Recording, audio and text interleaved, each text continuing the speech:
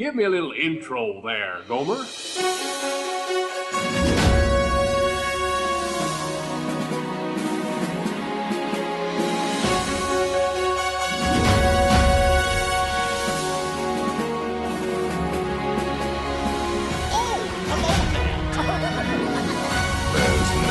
turning back now. Let's put on the show. You're listening to the Station 71 podcast. My name is Mario, and this week I'm joined by my co-hosts, Beth and Kirsten.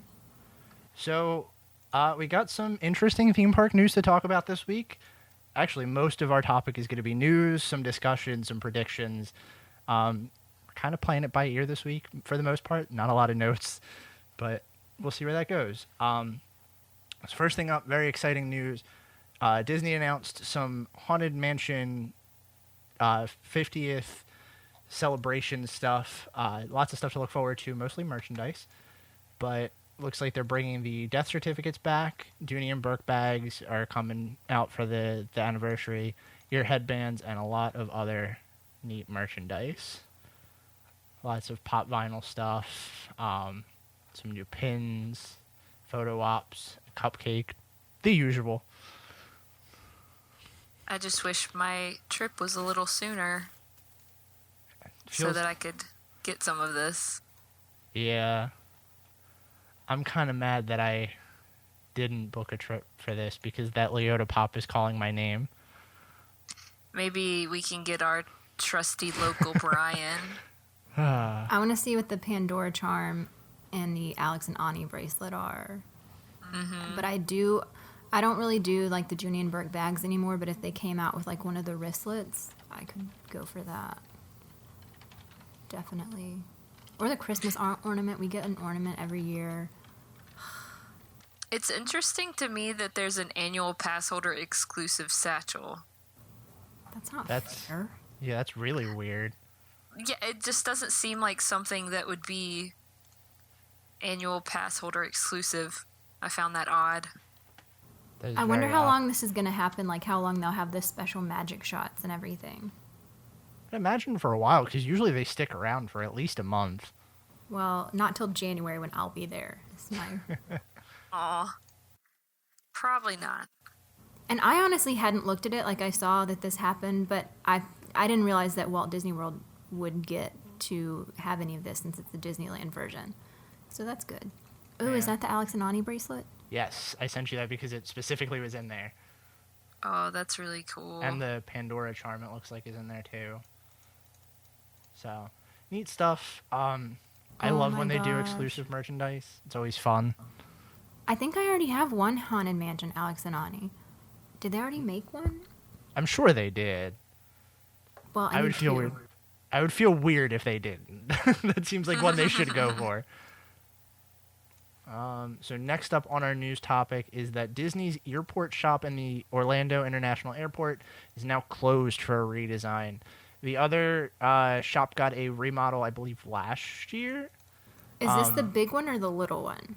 This is the smaller of the two. The bigger one was the one that got the redesign last year. I don't know if you guys have been to that store since it got remodeled. I'm not a huge fan of it, but it's very, like, modern. Like, you can kind of see the picture in here. I think that's actually that's the other store that got remodeled. I can't remember what that one's called. But it's very much like, I don't know. I mean, they're kind of dated, but I always like those stores. Well, this news topic was definitely news to me because I didn't even know this store existed. Really? I've never been to that airport. I only know because I always go and I think it's the big one, and then I get inside and I realize it's the small one. I'm like, ugh, I don't want to be here. I love them, especially because it's called the airport. Like, that's such a punny name. That's right up my alley. I love it. Yeah, that's a really good idea for them to have at the airport because it's like people are like, oh, crap, I forgot to get such and such a souvenir or whatever, and they can grab it before they get on their flight. Well, the cool thing about this is that there's also SeaWorld, Universal, and like the Space Center. All of them have stores in there. Disney has two, one on each side. So this is the one, like Kirsten said, the smaller of the two. The larger one got the remodeled last time, but it's nice because you always have those people that are like, oh, get me a souvenir from here, and you're not going there. Like, that's the one thing that we like to do. If people are like, oh, grab me a Harry Potter thing, and we're not going to Universal, we'll just, like, stop in the Universal store and grab them something from there. I would just say cool. no, go on your own vacation. It is kind of weird to me when people ask for certain things. Like, I get, like, souvenirs in general are fine, but, like, I don't know, like, like the ear bands and, like, the ear hats, I think is a weird thing to bring back for somebody, because what are you going to do with it? Not wear it at the parks? Yeah. Because you're not at the parks. Usually when we get stuff like that, it's like a keychain or something, or like a pin. Yeah. When that I was stuff makes sense. doing my master's, I worked with a girl who knew I was going, and I didn't even know her that well. And she wanted me to bring her back, like the ear headband thing, which I thought was kind of weird. So weird, yeah. Yeah. But I was like, okay, give me $25, like whatever. Right. Right, and that's not like a cheap souvenir either. So, apparently I pasted the wrong article in here, but the last piece of news topic that we have in here is that the Skyliner stations and Galaxy's Edge locations have started to pop up on the My Disney Experience app. Super exciting because it means we're close to both of those opening. Lots of cool stuff. I really am curious because it said people have already ridden on it. Oh, Yeah. I just saw this chocolate cupcake that's for the Haunted Mansion, and it is so pretty. Sorry, I'm just now scrolling to the end of that. Ooh, I want that. Anyway. Just put chocolate on it and Kirsten's in. Maybe Brian can mail it to me. I wonder how that would hold up. I mean, next year I might ask you to mail me strawberries, so... Sorry, I totally interrupted y'all. No, you're fine. We were talking about the Skyliner Oh, yeah, stuff. I and- interrupted myself. I'm curious because it said people have already ridden it, and so I want to know about, like, the air situation. There was an article on, I think it was Blog Mickey, when I was looking for the news articles, that said Imagineers were riding them. So I guess that was like their official people test. But I think we're like super close to them actually opening. September 29th Yeah, that's... is official opening, so I wouldn't be surprised if they started, like, letting people try it out early. Yeah, like the people that stay at the resorts get to go on it as kind of like an added perk. That would be something I could definitely see happening. Yeah, or just, like, to, I don't know, get feedback. Yeah, that's true. That maybe small things that they can change before they open. I don't know. That's what the pass holder previews are for, I assume. Yeah, that's true. Or just to, like, create hype around it. Like, oh, I went on the Skyliner and it was so cool. And then people are like, oh, I want to go on the Skyliner now. So, really quick before we start talking about anything serious, I have a breaking news article for you. Primeval Whirl at Disney's Animal Kingdom still is closed for unexpected maintenance. Apparently it closed in mid-June, and the latest estimates have it reopening in September. Or else it could just stay closed. How will we survive? It should just stay closed. Everything in Dinoland besides dinosaurs should close.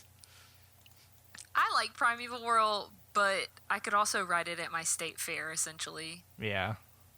It's the Crazy Mouse. So, I mean, I like that. It's fun, but it doesn't scream Disney to me. But again, it's, you know, Chester and Hester's, the point is to be like a state fair kind of thing. If Yeah. they wanted to do such an easy refurb, they could do it to, what's her name, Trixie from the new Toy Stories? Oh, yeah. That's a good idea. Are you talking about the Triceratops, right? yeah, Triceratops spin? Oh, I'm not even talking about the right ride. Okay. Well, no, yeah. they could do both of them, like more of a Toy Story theme, I guess. But that, Any theme would beat the theme that they have now. yes, that's very true. But it would be cool to make it like into the state fair thing in Toy Story 4. Oh, that's true. Yeah. Then you guys would finally like that section, maybe. I don't know. I don't think I'm going to like it until it's gone. Well, I just think we'll people don't get it. Like, sorry for that noise. I just don't think You're people fine. get it enough. Like, because people who don't understand that the Imagineers wanted it to look like a crappy park built on an old parking lot, like, they just think this is a crappy parking lot. Yeah, I mean, it's definitely like a deep dive into like actually doing research on the parks. Yeah, for like, you to understand the story behind it. in theory, it works, but not so much in practice. In my opinion. Well, that's the weird thing. It's like it takes too much reading into to actually understand what it is. I can like, agree with that. On the surface level, it seems lazy, and if it comes across as lazy, I don't think the average guest is really going to dive that far into it, which I guess is cool for us being big Disney fans, but like, you know, then it comes across as lazy to the other 50% of Disney's demographic. Yeah. Yeah. So that said, are we ready to dive into our news topic for this week? Can I, since this is going to be a short episode, can I tell my angry story on the only platform I have? Go right ahead, Kirsten. Sure.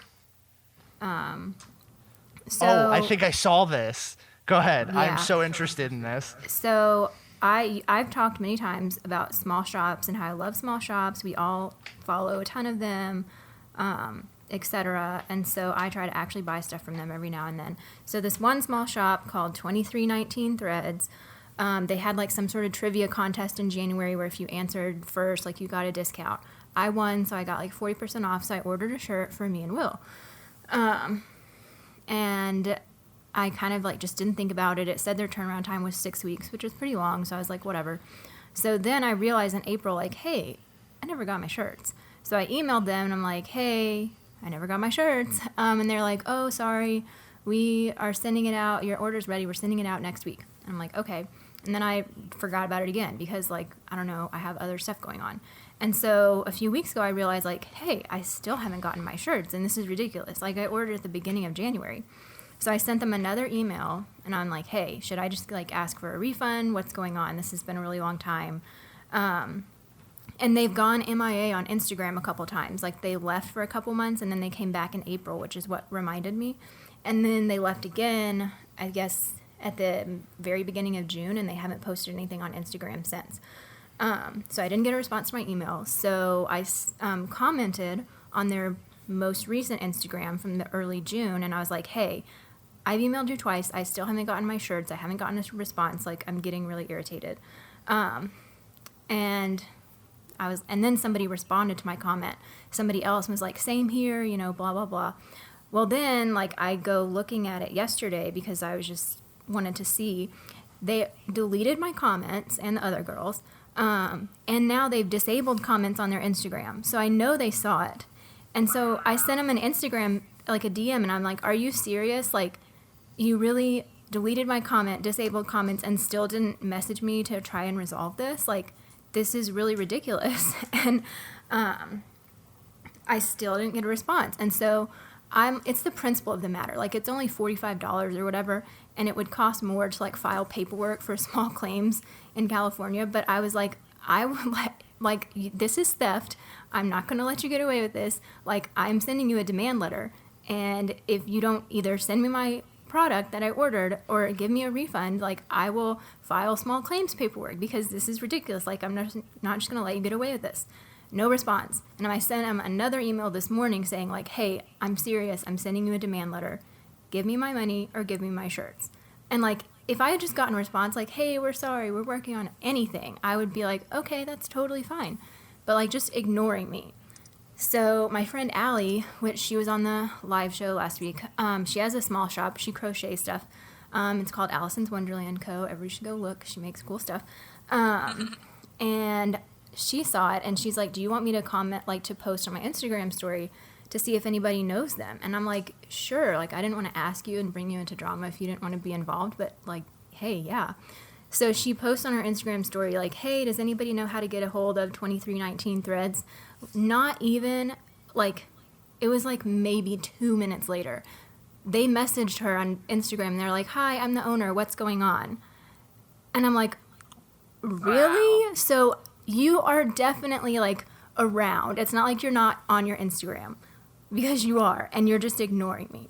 So I was like livid. So Allie had all my order information, and she's like, yeah, hi, never got this order.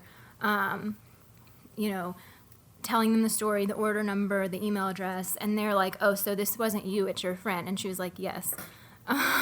So then she's like, oh, we'll DM her right now. And so then they message me and they're like, hi, sorry, I don't know what happened. I'm really disappointed in my staff. Like, I'm going to be in the office today. And I'm like, girl, it's a small shop. We all know how this works. Like, your office is your couch. Your staff is like your dog. I mean, come on, let's get real. And so I was just like, whatever. And I'm just like, yes. And so she said she's supposed to send me an answer by tonight about what's going on. Anyway, that's my story. I'm really mad. I've never had a bad experience with a small shop yet until now. So if anybody's thinking about ordering from them, don't. And what's the name of the company? 2319 Threads. 2319 Threads. Yes, okay. and I'm sad because the shirt was really cute, and like I really want the shirt. Like I would that's why I've just been waiting, because I'd rather have the shirt than a refund. But this is ridiculous. And now that I know that they were literally just gonna, I guess, ignore me and hope I went away, I mean, let's get real. Yeah, and that's they bad business. only answered Allie because she has like a bunch of Disney Instagram followers. Well, Yeah. so what's that's messed crazy? up. What's crazy is like I'm following along with this as you're talking. Like I went onto our Instagram and looked at Allie's story to see like what was going on. And like then I went to their Instagram and kind of like looked around. It's not like they're a small shop either. That's the weird thing. Like Yeah. a lot of the people that they have in their photos are like the big Disney influencers, which God, I hate that term, but like it's all of those people that have 1 million followers on Instagram and Twitter, like modeling their clothes. Yeah, like they've done stuff with Francis Dominic and like Main Street Mermaid. Yeah, so it made me even more angry. Like, really? That's so bizarre. Anyway, you'll have to let me know if they respond to make everything right, and if you still want to keep this in the show, because if you don't, then I can cut it out. I'm keeping it in anyway, because I know that they were just lying. Like, okay, that's fair. And even if they give me my shirt, like, I'm still never ordering anything. And I'm not the only one, because whenever I was Googling, trying to figure out who they were and stuff, I did find somebody who had written about them on the Better Business Bureau website, which we all know doesn't really do anything. But, like, it was basically the same thing. She couldn't get in contact. They wouldn't answer her. They hadn't sent her stuff for, like, months. So, you know, like, this is not the first. And then the person who responded to my comment, clearly this is not a one-time issue. I will say that you probably not like this. I'm not doing this as like a call to action to our listeners, but like you personally, if you feel that strongly, you could probably leave them a review on Facebook too, because they can't delete that. Oh, that's true. Yeah, I should. I do. I feel very strongly. Like, there's literally a demand letter that I use the template for from California on my work desk to send out if they don't send me my stuff. Anyway. Wow. Let's move on. Show topic That's for this an week. interesting tidbit there for our listeners. Yeah, that's one of those things that I always feel bad. Like, I want to support small shops and stuff like that because like a lot of them do really good work, but I'm always Yes. afraid that like there's gonna be some weird thing that happens, or like I'm not gonna get my order and they're gonna claim that they sent it out, because I've seen it happen so many times with other things online where it's like people make something on, you know, Etsy or they sell it on Instagram. Kickstarter. Yeah, like, and they don't ship it out, and it's there's too much to worry about there.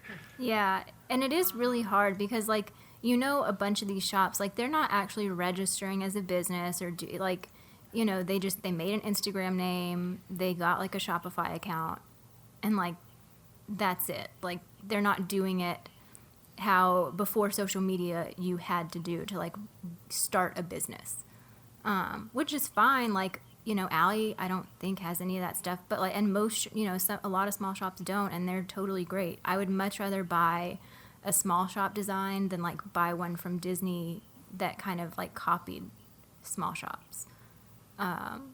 Because and how that's they the kind trend of that Disney's built- doing now too. Yeah, like now that they've seen, oh, people love this stuff, like all the ears and, you know, the cute shirts with the cute sayings, like, and I would much rather buy it from a small shop because they really started it, and like Disney let that category languish for a long time.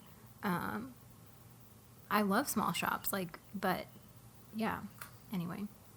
I also don't know what's happening, but I'm looking at their website right now. Like I went to all of their social media, and everywhere that I go to click on their actual website, it's totally down. Yeah. Yeah, it's and so bizarre. So because I have found out that they like, you know, they funnel their money through Shopify, and so I messaged Shopify and I'm like, can I get a refund from y'all? Like, can you trigger this, because they won't answer me, and they're like, no, we don't have anything to do with it. Like, you can only contact the shop or like your bank or whatever, which to me seems like, what are you good for then? But whatever. Right. Yeah, that's so bizarre. So anyway, show topic this week, which is a lot happier than that, I think. Kind of an unconventional topic for us, but Universal announced that they are opening a new theme park this year, and we had this discussion privately while we were trying to figure out what we wanted to do. But Universal decided a couple days ago, as of us recording this, that they were going to announce Universal's Epic Universe. Very, very little design or very little details, very vague things announced for it. They put out some concept art. They almost wouldn't answer a lot of the questions that press had, but very much said, this is our next step. This is where we're going. And a lot of the reason that they didn't want to give anything away was because of competition. So we kind of wanted to take a moment to talk about, I guess, the state of the theme park business climate, which sounds really boring now that I say that out loud.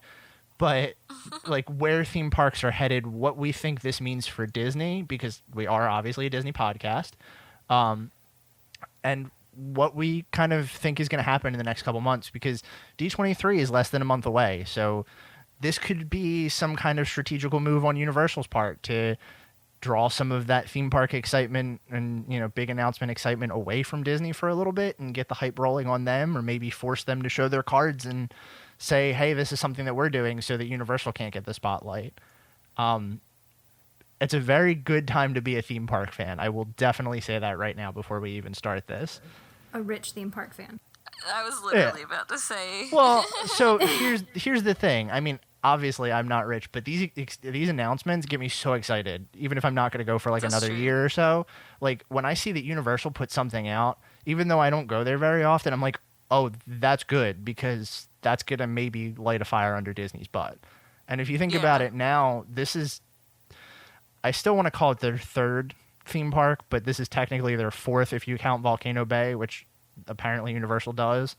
They're catching up. Mm-hmm. I have said for a while that if all of the Universal, like all of the areas of Universal parks were like the Wizarding World of Harry Potter, that they would be super solid competition for Disney World. I don't think we're Obviously, too they're far off already from that. competition, but I really think, like, I'll probably distract myself when I start this, but whatever. Like, to me, Disney was the best by such a huge margin for so long that they really just started, you know, resting on their laurels, like, didn't update like they should have, didn't innovate, didn't spend the money they should have on Imagineering, and like, and so then I think Wizarding World of Harry Potter really snapped them out of it, and they were like, oh crap. And now they're trying to catch up, but when you're talking about construction and design, like innovation on that scale, it's really hard to catch up, you know, and like make up all the traction that you had. So I think now they're really struggling, and I think that's why we're seeing these massive construction projects, because they're trying so hard to like get back to where they were, and it's not really happening as easily as maybe they thought it would. I don't know, but it makes me, I mean, it's weird because I'm such a big Disney fan, but I feel like I come on here and bash Disney all the time. Like, I'm glad, because to me it was really egregious of them to rest on their laurels like that. And I mean, I'm glad that they have competition, because maybe now they'll see, like, hey, you can't just raise AP prices $225 a year and, like, not expect to innovate and, like, think people are still going to happily pay that, when now they have all these other choices, you know, choices that are just as well themed in some parts, like Harry Potter, as your parks are. So, good. It's a very weird thing to think about too. Like you said, Disney was the biggest in Florida for the longest time. It was the destination to go if you wanted to do like a family vacation or like a theme park in Florida. Obviously, you had other options, but that was always an add-on to your Disney trip. Now, I think we're going to move into, like, especially with this, if the concept art is even a fraction of what it pans out to be, like, this is going to be pretty cool, because all of these actually look like they have some kind of theme to them, even if I can't quite tell what they are yet.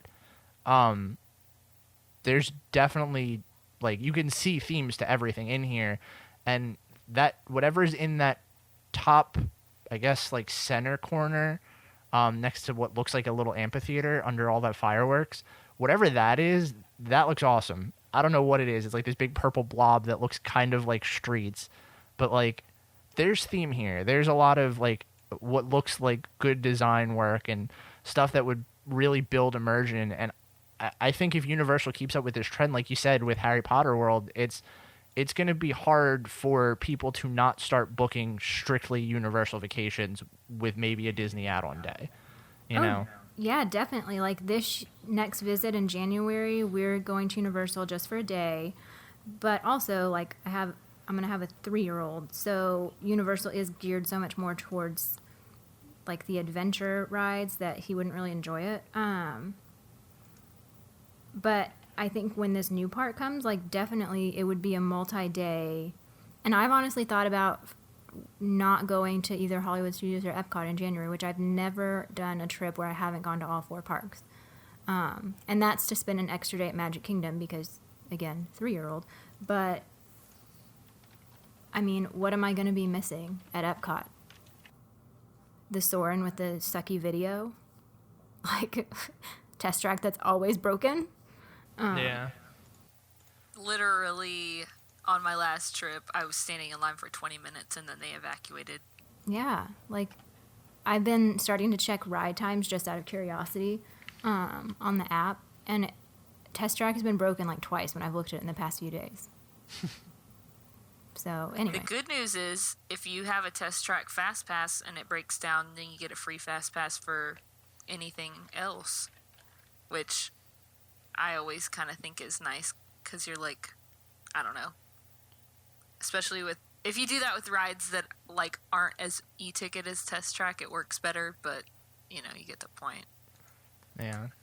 But yeah, going back to the original point that you were making, I completely agree that, like, right now, you could do, I think, both Universal parks in a day, but this park doesn't look like a one-day park at all. Definitely. And then factor in Volcano Bay, which, like, I've heard nothing but good reviews about Volcano Bay. Yeah, like, I've heard it's amazing. And the crazy thing is, I wouldn't think about going to a water park. That's just not, like, my speed. I've never talked about the Disney water parks because they've never had a draw to me. But, like, Volcano Bay actually sounds pretty exciting. And I don't know if that's just the buzz around it, but, like, I don't know. I'm all in for that. The other thing I really want to talk about is top right-hand corner of the concept art that's linked in this article in our show notes. That looks like a hotel inside of the theme park gates.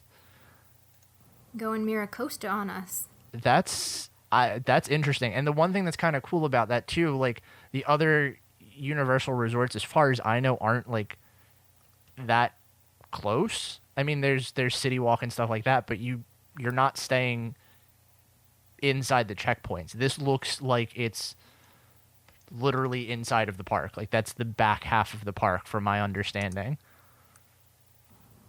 Yeah. And that's what I kind of got from it as well. And then I've been reading some people's, like, their thoughts. The theories about what's what. Yeah. Which that would be awesome. I mean, I guess I wonder if that's some sort of competition with the new Star Wars hotel. Yeah. I see my biggest takeaway from this is that Universal played this so strategically. They know D23 is coming up. They know Disney's got a lot of things to announce. I mean, we don't really know what the theme park announcements that are coming are. There's a lot of speculation. I mean, we know that this is going to be like Epcot's year, and then the 50th too. We probably should have some stuff in Magic Kingdom. Like, them dropping this news right before Disney's like big announcements for the next couple years, and then saying we're not going to say anything because our competition, like, that to me says they're waiting to see what Disney puts out, and then if Disney can't provide something that's going to hold guests' attention, they're going to hit us with the big news right after D23. Can we talk about how their CEO or whoever it was like, a universe is bigger than a world? Yeah, like, that was so much shade. Shade, yes. I love it. Man. Well, Universal's been throwing shade at Disney for a while in their marketing. I feel like it's just recently, I think, started to feel it, like, really hard. Like, when I was there a few trips ago, I had the TV on and it was like commercials, and a Universal commercial came up, and it was like something about how, like, your kids grew up, this is the park to take them to. Like, implying, like, oh, okay, so this is not, like, this is where you go after your kids are older. You don't go to Disney anymore. You go to Universal. Yeah, which, I mean, it's like rude. I don't think that anybody's ever been under the illusion that Disney was where you go for high thrills, you know? Right. Yeah. And I know it's probably hypocritical of me to, like, not drink in Magic Kingdom because Walt didn't want it that way, but also wish they would do a fifth gate that was, like, high thrills when he also wanted a family park. But I am who I am. At least you can acknowledge that. Yeah, like, all of our family, well, besides Will, but my parents, my brother, we love, like, mega roller coasters. So that's why we're doing Universal, is one, to see the Harry Potter stuff, but also to, like, the Hulk, you know, all that, so we can get some, like, real adrenaline going. As The opposed Hulk to and Rip Rockin', like, if you're roller coaster fans, those are two that, like, I would absolutely not want to miss. Yeah, those are awesome. And here's also kind of my question. So they announced this, and it's kind of like they did the Orange County Convention Center, which is massive, and they made this big deal like something epic is coming. But then they were very light on details, and a lot of people were surprised that they didn't say anything about, like, any lands that are coming or any opening dates or, like, literally nothing. And so I'm wondering if you think before or after D23 they're going to be like, oh, by the way, one of the lands is going to be Nintendo World, you know, to take even more publicity from Disney. Oh, I think it's absolutely coming right after D23. There is not a doubt in my mind that Disney's going to do... Disney has this bad habit of Universal... Well, it's not even that bad. I mean, it's good for us, but, like, Universal will announce something, and then Disney will say, oh, well, we have this. And they've done it every time, because Harry Potter World, Pandora, you know, even Hagrid's, when that got announced for openings, Galaxy's Edge dates got announced. Like, Disney does this every time. So I think this was Universal's way of saying, okay, show us what you've got. And they weren't pulling any punches back by saying, like, we're not going to tell you what's here, but this is what's coming, and we're really excited about that. And, you know, just saying that puts Disney in a place where they can either drop a couple cards and say, oh, yeah, you know, that Mary Poppins ride that you were looking at, like, what can they throw out there that's as big as another park? Like, that's really what I'm starting to think is, like, unless Disney comes out at D23 and says, oh, we're doing a fifth gate, which I don't think that's even realistic at all, there's not much that they can really compete with this with, because this is, even though there weren't, like, lands and attractions announced, this is still, like, high hype level for a lot of, like, theme park fans. But even if they were to say, like, all right, Disney, show us what you've got, and Disney drops a fifth gate, they can realistically come back and say, oh, yeah, one of our lands is themed to Nintendo. One of our lands is themed to this. Like, it puts Disney in that place to either show what they've got, hold it, or just kind of let Universal win this time. And I don't think Disney's going to do that. Or at least they're not going to try to, or they're going to try not to. Well, and honestly, just talking about the logistics, like, in my opinion, and Brian, I think it was Brian a while back, brought up a good point that, like, I think we're a lot more sensitive to Disney timelines and, like, times when they announce stuff and it doesn't happen because we're paying so much attention because we are big Disney fans. To the average person, they probably don't notice it. And so I don't pay as much attention to Universal, but it feels like Universal is honestly just so much better at construction when it comes to speed. Like, I remember when I was working at Disney World, they were starting all of the downtown Disney stuff. And they were starting to block off parking lots and all that. And, like, literally, they just finished the last parking garage 8 years later? I mean, really? So, here's kind of a weird little tidbit, and I was thinking about that, too, before we started. Wizarding World of Harry Potter was apparently announced 4 years before it opened, and that's 20 acres of land for their first, like, phase expansion of it. Galaxy's Edge was technically announced to us 2 years ago. That's opening this year. That's 14 acres. So That's fast. That is fast, but I am 100% that they only opened it so fast because they were losing money to Harry Potter World or to Wizarding World, whatever it is. I think this is the competition that Disney needs. Disney needed someone to step up and say, we're competing with you for theme park, like, rivalry. And granted, they've always kind of been head to head with Universal, but, like, it's been much more low key than it is now. Well, and I feel like Universal's always been, like, clearly the second choice. Yeah, and now the other thing too, and this is me coming at it from a perspective of, like, I live really far away, but I pay attention to this stuff. Universal's annual passes are so much cheaper than Disney's when you look at, like, what you get out of it. Granted, you know, it's Disney. We all want to pay that price to go to Disney.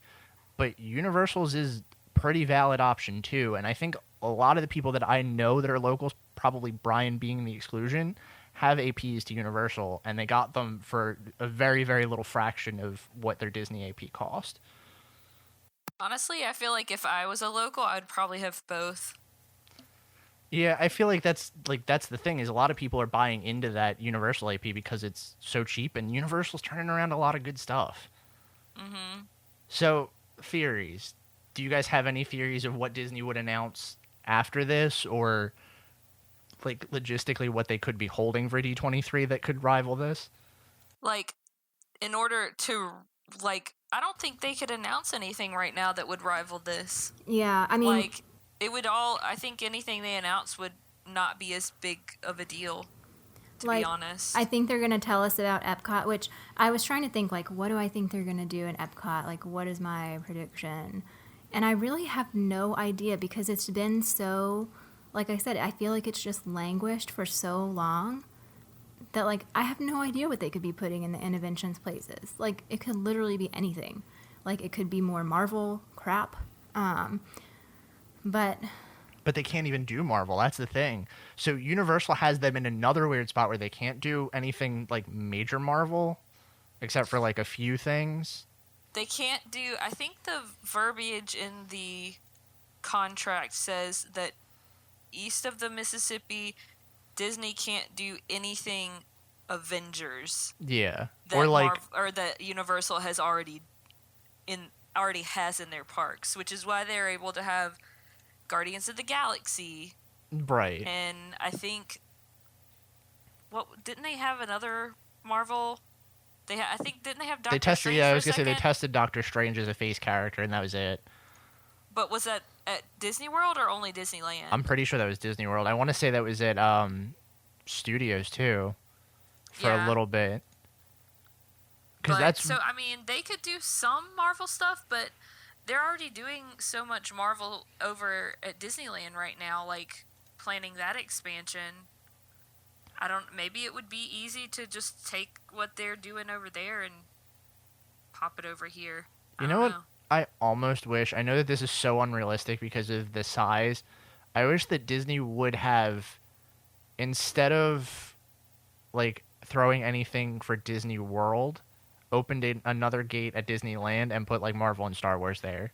Because I know that would upset a lot less people. I know that they don't have the room for it, so realistically it's not like a good prediction. But like, I think that would have been the only way they could have rivaled, because they could have been like, all right, you can have this one on that coast, but we're going to take this one on this coast.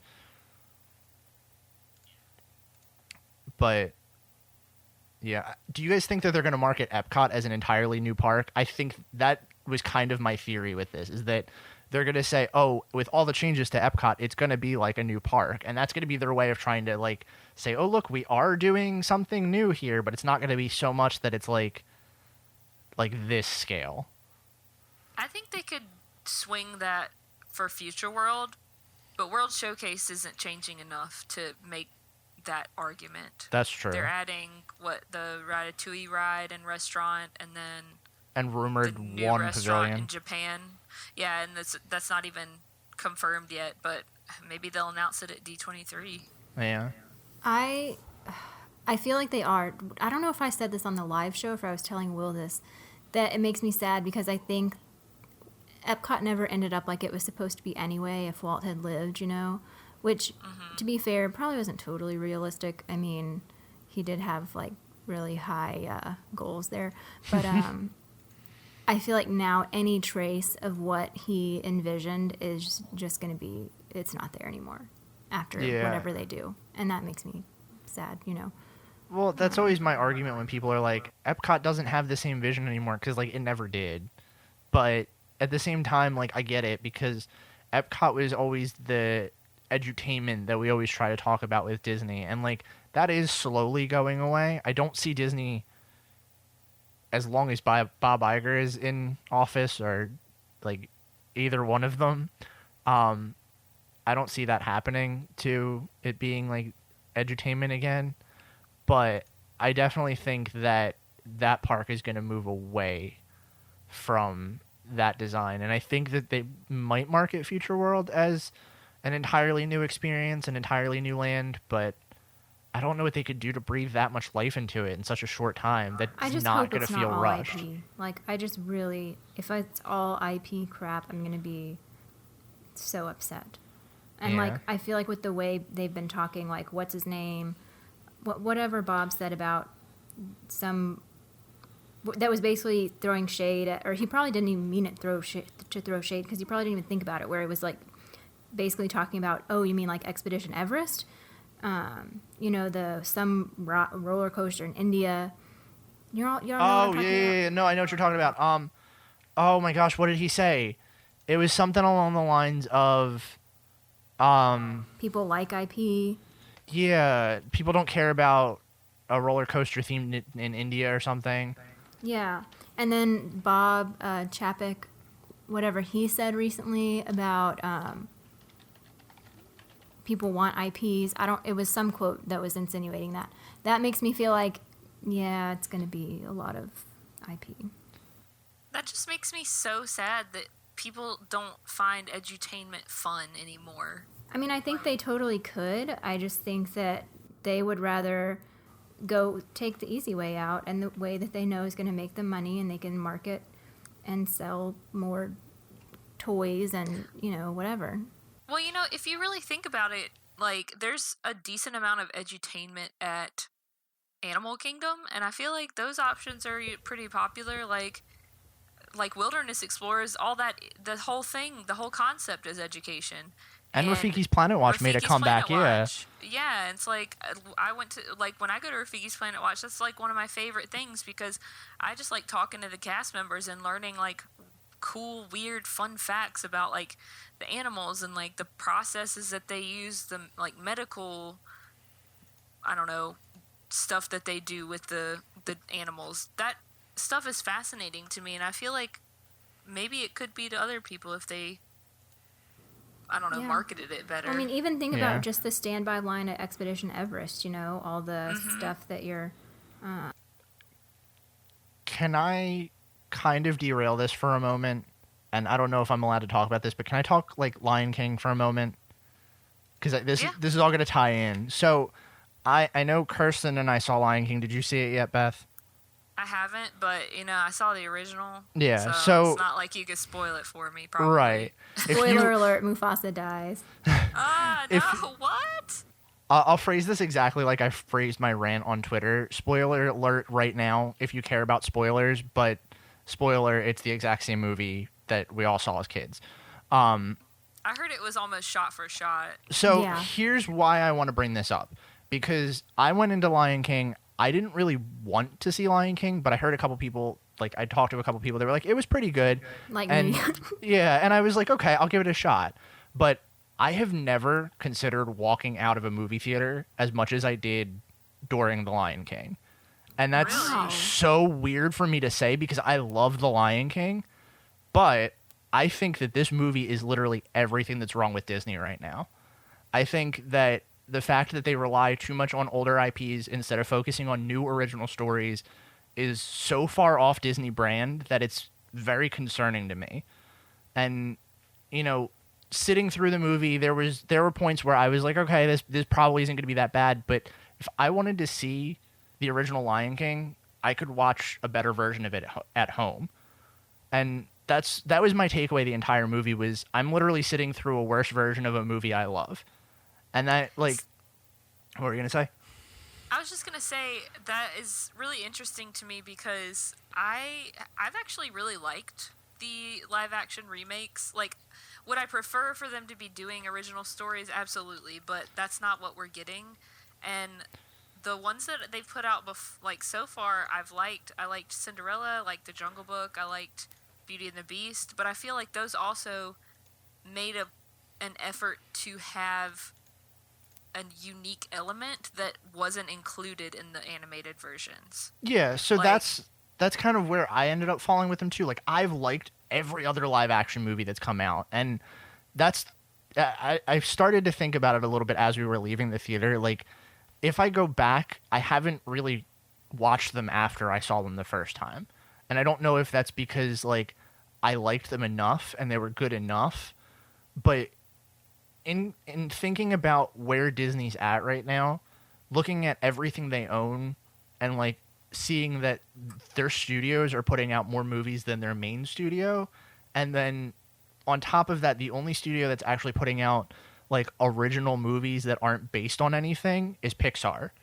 So that's just so bizarre to me. Like we're past. Sorry, go ahead. I will say like Walt Disney Animation, the original stories they've put out the past 5 years or so have been amazing. All of them. Well, yeah, like, that's. I don't understand why is it so hard to translate into live action? And that's the bizarre thing to me. Like the movies they've put out have been really good. Like I liked Frozen. Coco was Disney, right? Or no, that was Pixar. Pixar. So that doesn't even count. Zootopia, Moana. Yeah. So all of those were really good, and all of the animated movies that they put out are really good. But then, I thought about it. What animated movies are coming out from Disney Studios in the next couple of years? Just Disney Studios. Frozen 2. Is that new one not? Is that one Pixar? Onward? Yeah. Or that's Pixar, and Soul is Pixar too. So both of the original concept movies that are coming out in the next couple of years that they've announced have all been Pixar, and it's weird because to me, going in the Lion King, watching the movie, there's a really good video online. I don't know if you guys watch Lindsay Ellis on YouTube. She does video essays. She did a really good one on how Disney kind of screwed Robin Williams over, and the dichotomy of animation after Aladdin, and basically how everything after Aladdin became reliant on its voice casting rather than original plot. Like the big example she says is, Shrek, which is all big name voice actors. Like everything. I don't know if I saw that exact one, but I've seen something very similar, and it is really interesting. Yeah, and that's where I started to think about that when I was leaving the theater too, and I don't know if maybe that swayed some of my Well, I will say If they were going for good voice acting, they really screwed up by casting Beyonce because she's. Oh my God, preach it! I haven't even seen the movie, and that's part of the reason why. I can't stand her, and I always was neutral about her, but the way her fans are, like, so, like, Queen Bee, that makes me like her way less. Yeah. I just think she's overrated. Like, no doubt is, like, in my mind that she's talented. She's just not that special to me. Like, there's a difference between being talented and being extraordinary, you know? Like, she's not extraordinary to me. No, I think Mariah has a way better voice if you want to, like, talk about just, like, straight up talent. Anyway. Yeah. Well, my final takeaway from all of this, just to kind of, like, put the bow on it, is that I think Disney relied too much on big name, and they screwed up a lot with, like, soundtrack stuff, but I'm not going to dive too far into that. I have to say, I don't know if you feel this way, Kirsten, but, like, Be Prepared was the biggest disappointment of my life. That was huge. That like, awful. broke me, and that was when I almost left, actually. Someone at work told me the same thing. And they weren't even going to put that in. That was added later. It's not even in the movie, though. The thing that really kills me about all of the voice acting, I know I said I wasn't going to go into this, but, like, Lion King has an iconic soundtrack, and there's so many points that they could have knocked it out of the park. And, like, what kills me is Disney crushed it with the animated version. Disney even translated it into a great Broadway show. Like, there's so much that they could have done, and then this comes out, and it's like, it's not even close. Like, yeah. The weirdest thing to me, and I don't know if you felt this way too, was, like, there were times where stuff would be, like, they would start to go into a song, and then, like, you wouldn't, the people that were singing wouldn't hit the notes right, or, like, they'd speak half of the song and then sing the last, like, little bit of it, and you're like, okay, well, I know you've got a good voice, so why didn't they have you sing that? Like, Billy Eichner, actually, surprisingly, I wasn't, burnt by that one. Well, Billy Eichner is everything, so that doesn't surprise me. Well, I liked him a lot in, like, some of the vocal stuff, but, like, he talked through, I forget what song it was, there was one where he talked through, like, 90% of it, and then, like, sang the last little bit of it, and it was weird because his singing voice was actually pretty good. I'm like, why didn't they have you do that the entire time? But I guess when paired with Seth Rogen, who apparently can't sing at all, which he did sing, and that was god-awful. When I read the reason that they weren't going to do any of Be Prepared was because, what's his name, who played Scar, cannot sing very well. Which that just plays off of it's all about. It's all the vocal, like people. the name actors. Yeah. And listen, I will also throw out there that Emma Watson is an amazing actress, but they auto-tuned the crap out of her in Beauty and the Beast, and it was horrible. That was my only complaint with that remake. Yeah. So that's what I wanted to kind of tie this all up with before we go into, like, predictions about D23 that we think are solid choices, because I know we've got a little bit of time left before we have to cut this out. But I wanted to say that, like, to me personally, I think that this is them releasing all these live actions, relying so much on nostalgia, famous voice actors. All of this is stuff that wasn't Disney a couple years ago, and was a lot of the stuff that I personally liked about Disney in terms of their movies and all that. And now seeing that they're really kind of digging back into their old archives to re-release stuff as live actions and, put it out with big name people, like, it doesn't seem like the same company that I love. And, obviously we're going to see a change in management in a couple of years, but I wonder if that's going to be enough to tip the scale. But yeah, before we end this, let's talk about D23 predictions. If you guys have any, like, thing that you're thinking is going to come out this year that you think is going to be big and game-changing for Disney. I think the only thing they could do to even really come close would be, for big Disney fans, like the casual fan isn't going to care, would be to announce a new land or a new country at Epcot. That would be a big one. It's been a rumor for a long time. I think that would be pretty huge news. I think if they announce an opening date to the Star Wars Hotel, that would also be pretty big news. Or another attraction or anything going in there, that would be pretty massive. My thing is, like, I want them to announce something that we don't already know about. You know? It's like, I hope that they do, because, yeah, opening dates are exciting, but here's a thing that we're going to build is more exciting, I think. Oh, I agree. I think we're going to get a Frozen Land. That's my prediction. I don't think Disney's done milking that train. I'm calling it now. But that So frustrating because you know it's true. I can't even verbalize how I feel about that idea. Like, what would they do with? Are they just going to keep Frozen Ever After in there and like make it a different place? Are they going to turn Norway into Arendelle? Like, here's my counter are they argument. start making fake countries in World Showcase? I will riot. Here's my counter argument. Galaxy's Edge is nowhere near Star Tours. Oh, dang it, you're right. I hate that. I'm afraid that I think that I might be right. I think if they're going to do it, it's probably going to be in Magic Kingdom, though, and I don't know realistically where they could do that, unless they did it in Hollywood. Is there room behind New Fantasyland? Like where they made that expansion?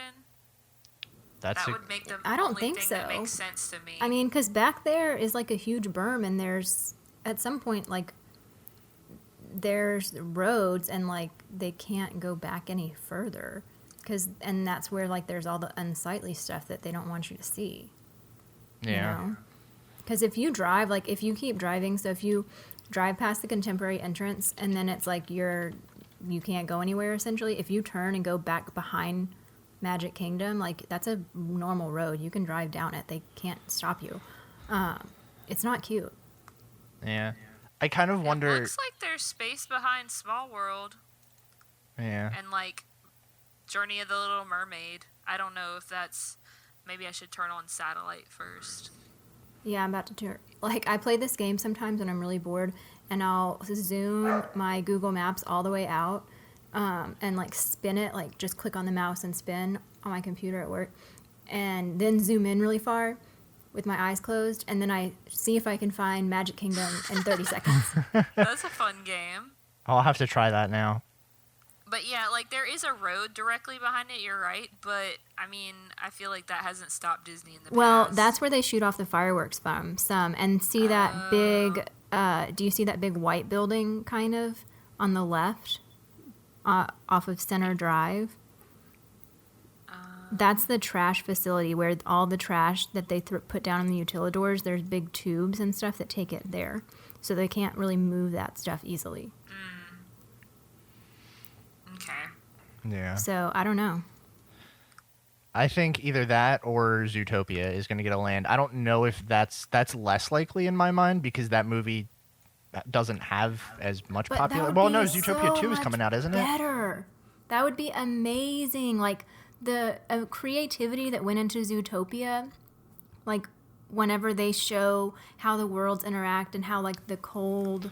Oh God, I love that's like one of my favorite movies Disney's put out, and I think that is the best like iteration of Disney storytelling we can get. Yes, right like now. I would love to know more about how that works, like how the world of Zootopia works. That would be awesome. I don't care about Arendelle, like we know how it works. Elsa can make ice. Yeah. Fascinating. Although Frozen 2 does look really good, I think from the previews. Yeah. But I hope they make it more interesting. Like it's very apparent to me that Frozen was rewritten halfway through.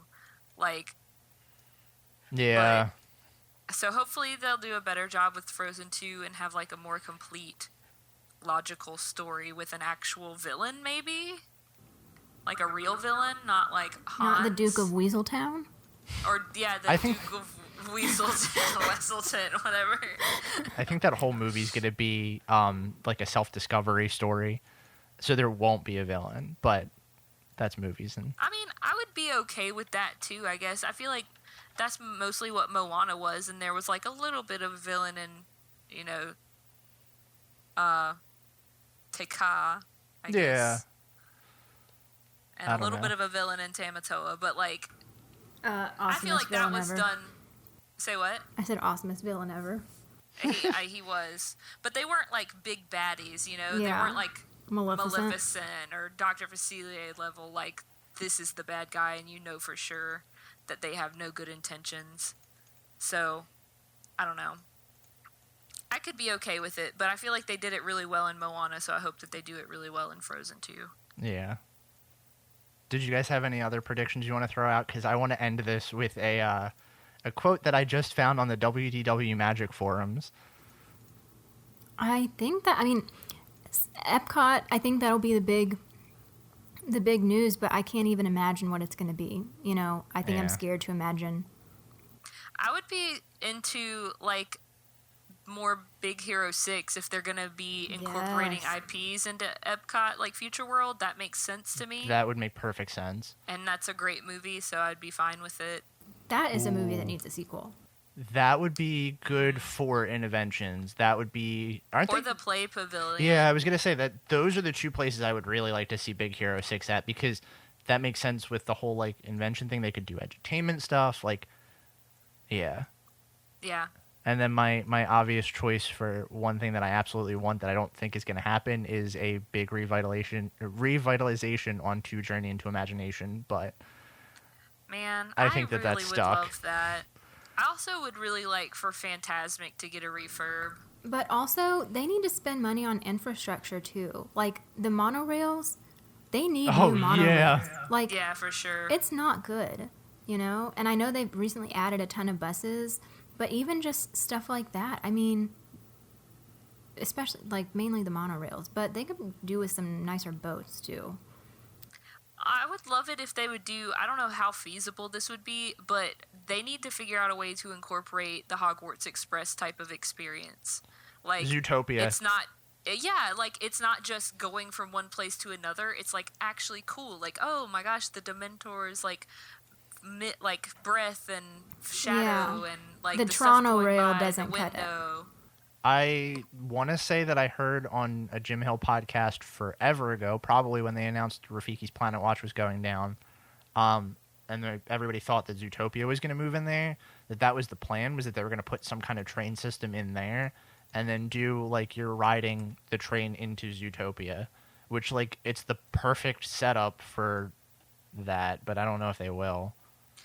I feel like they already took Rafiki's out of commission for the refurb that they did just now, so I don't understand why they would just completely redo it. Plus, you know, I'm not saying that that's the only medical facility that they have, but would probably be a pretty expensive thing to just get rid of. Yeah. That surgery room, you know? Yeah. Oh, yeah. But they also... Like... Go ahead.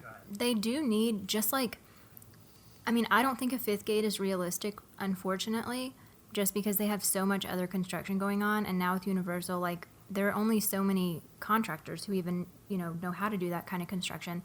But, like, the parks are getting so much more crowded, and so that's why I understand why they keep raising prices, because, like, people obviously keep paying for it, you know, and it's getting more and more and more crowded. But, like, they need something that will take people in, you know, like a lot of people. Because it's just getting ridiculous. And, like, I mean, I think part of that is they really need to limit hard-ticket events. I think that they sell way more, like, Halloween party passes than they used to and stuff like that. Mm-hmm. But there's so many people, and, like, they're building these new resorts and new DVCs, and I'm like, but where are these people supposed to go? Like, are we all just supposed to wait in line for an hour for literally everything? I mean... Yeah. Yeah, I know this isn't going to happen, but in a perfect world, they would reduce capacity, which I think makes sense from a business standpoint, because, like, if people aren't standing in line, then they're in stores and in restaurants spending money. And I know that there would be people who, you know, hypothetically, if the waits were 20 minutes on every single ride, that would just go boop, boop, boop, boop, boop, ride everything and leave. Like, yeah, those people would exist. But I feel like if you're having a good time and you're, like, getting a good vibe, that it makes you want to go, you know, get an ice cream cone, or, like, go buy a souvenir, or go have a drink. Yeah. Yeah. Whereas when But- people are in bad moods, I don't think they're near as likely to. It just makes you want to go back to the hotel when you're in a bad mood, you know? and write a really bad review on Google. Yeah.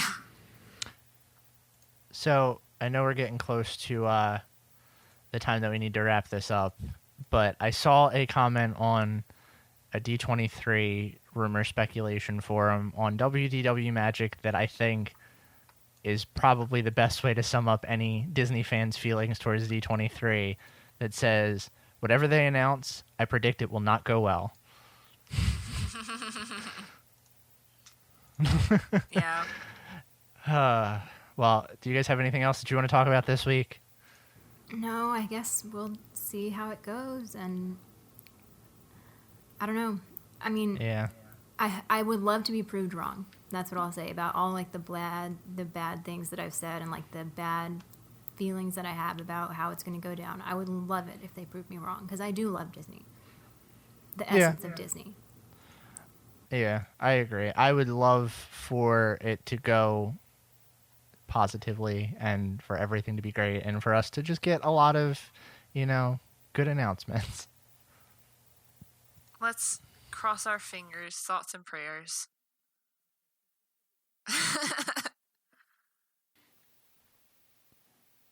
Then that's going to do it for us this week. Thanks for joining us again on another episode of the Station 71 podcast. If you like what you heard, be sure to subscribe to us on iTunes or wherever you get your podcasts from. If you want to be a part of the show, reach out to us on our website at www.station71podcast.com, where you can find links to all of our social media, our email address, and our brand new Google Voice line, where you can leave us a voice message. Have anything you want to hear us talk about, we'd be happy to discuss that on the next episode. We hope you enjoyed your ride, and we'll see you real soon. Please stand clear of the doors. Por favor, manténganse alejado de las puertas.